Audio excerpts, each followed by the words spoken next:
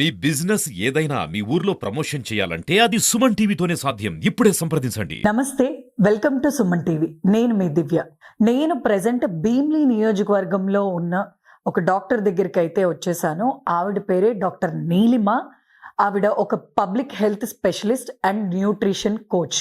Madam, ఇది winter season కదా, so మనకి డాండ్రఫ్ అయితే పెరిగే ఛాన్సెస్ ఎక్కువ ఉంటాయి. దానికి రిలేటెడ్గా మనం ఏదైనా ఫుడ్ హ్యాబిట్స్ అనేవి చేంజ్ చేయాలా? దీనికోసం మాకు కొంచెం ఎక్స్ప్లెయిన్ చేయండి. డాండ్రఫ్ హెయిర్ కేర్ ఏంటి, ఫుడ్ కేర్ ఏంటి? సో డాండ్రఫ్ అనే ప్రాబ్లం ఈ మధ్యన చాలా కామన్గా అయిపోయింది.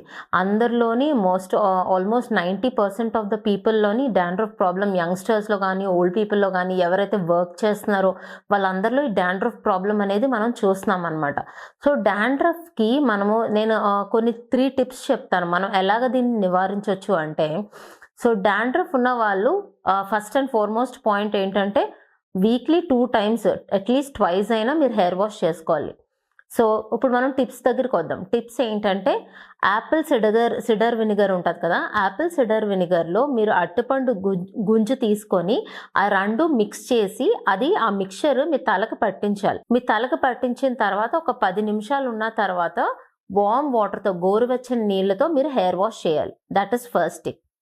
సెకండ్ టిప్ ఏంటంటే నీమ్ ఆయిల్ అంటే వేప నూనె, ఆలివ్ ఆయిల్ ఈక్వల్ అమౌంట్స్లో తీసుకొని హీట్ చేసి ఆ హీట్ చేసిన గోరువెచ్చని ఆయిల్ని మీ హెయిర్కి పట్టించాలన్నమాట. హెయిర్కి పట్టించి జెంటల్గా మసాజ్ చేయాలి. జెంటల్గా మసాజ్ చేసిన తర్వాత ఒక 15 minutes ఉంచిన తర్వాత మైల్డ్ షాంపూతో హెయిర్ వాష్ చేయాలి. That is the second tip. So third tip ఏంటంటే ఒక కప్ ఆఫ్ వాటర్లోని 2 or 3 tablespoons ఆఫ్ సాల్ట్ తీసుకొని, సాల్ట్ వేసి సో ఆ మిక్చర్ని మీ హెయిర్కి పట్టించాలన్నమాట. ఒక 10 minutes ఉన్న తర్వాత మీరు హెయిర్ వాష్ చేయొచ్చు. So these are the tips మీరు ఎలాగో చుండ్రుని తగ్గించుకోవాలంటే. సో ఫుడ్లో తీసుకునే హ్యాబిట్స్ ఏంటంటే, ఫుడ్ హ్యాబిట్స్ ఎలా మనం మార్చుకోవచ్చు అంటే, సో డాండ్రఫ్ ఉన్న వాళ్ళు, మెయిన్ ఈ ప్రాబ్లంతో సఫర్ అవుతున్న వాళ్ళు ఏం చేయాలంటే మైదా కానీ, షుగర్ కానీ, లేకపోతే స్ట్రాంగ్ టీస్ కానీ, కాఫీస్ కానీ, పికిల్స్ కానీ, లేకపోతే పికిల్స్, ప్రిజర్వ్డ్ ఫుడ్స్, నిల్వ ఉన్న ఫుడ్ ఐటమ్స్ కానీ, లేకపోతే పికిల్స్ కానీ, ఇవన్నిటికి దూరంగా ఉండాలి.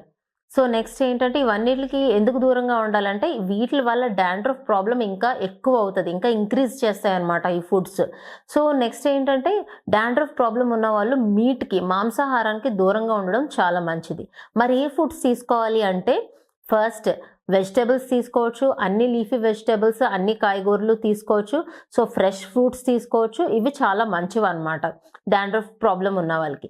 సో నెక్స్ట్ ఏంటంటే రోజుకి 8 to 10 glasses ఆఫ్ వాటర్ కంపల్సరీగా అయితే తీసుకోవాలి.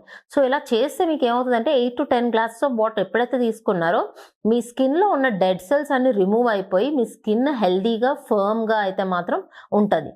సో ఈ సింపుల్ టెక్నిక్స్ వాడడం వల్ల మనము డాండ్రఫ్ నుంచి